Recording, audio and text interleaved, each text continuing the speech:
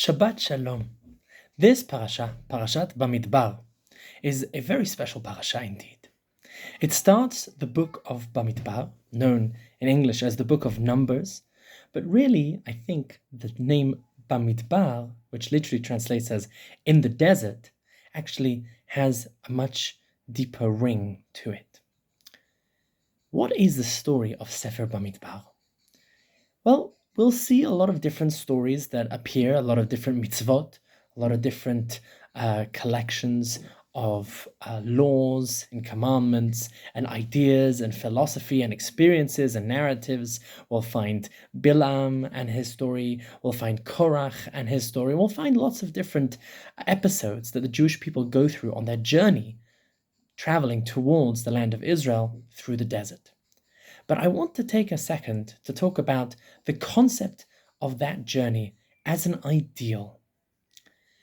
In Sefer Yirmiyahu, there is a beautiful pasuk, a pasuk actually that we say every Yamim Noraim, every Yom Kippur, and Rosh Hashanah, we talk about this pasuk, and it says, Ko amar Hashem, zacharti lach chesed ne'uraich. Hashem talks to the Jewish people and says, I remember the chesed, the kindness of your youth, as in youth as a nation. Ahavat klulataych, the love of our honeymoon stage, after we just got married, leaving Egypt, Har Sinai. Lechtech acharai bamidbar be'eretz lo zru'ah.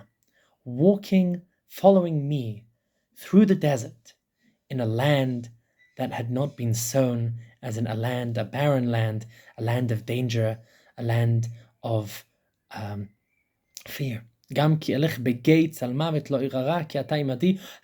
is thanking us in Sefer Yirmiyahu, already the end of the first temple period, saying, I don't forget that you walked through the danger, through the valley of death with me in the desert.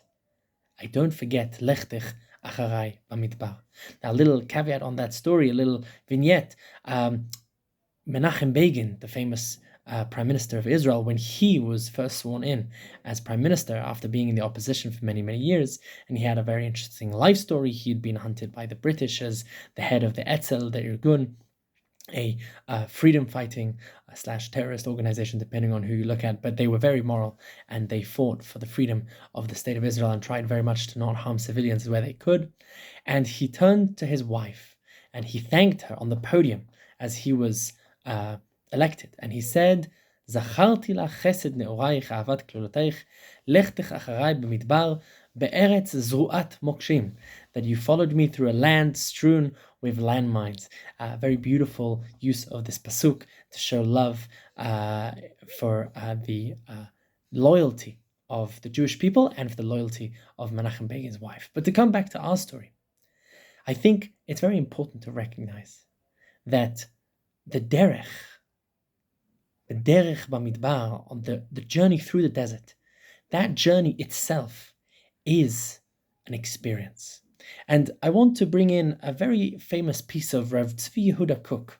This is Rav Kook Sr.'s son, the famous Rav Kook, who to a certain degree is the main father figure of religious Zionism.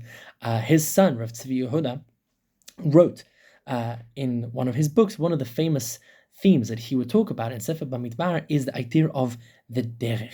And he says, B'chayei ha'adam, in a man's lifetime, yesh hechrach liot gam baderech. There are times when we need to be on a journey. This is true for the individual, and this is definitely true for the nation. I think at the moment, we very much feel like we are be'eretz lo zru'ah. We are walking through a time, a period, an experience that we don't really know. No one's been here before. There's nothing sure, nothing that we can rely on. We don't know what ma yeled yom, as they say in Hebrew, what tomorrow will bring.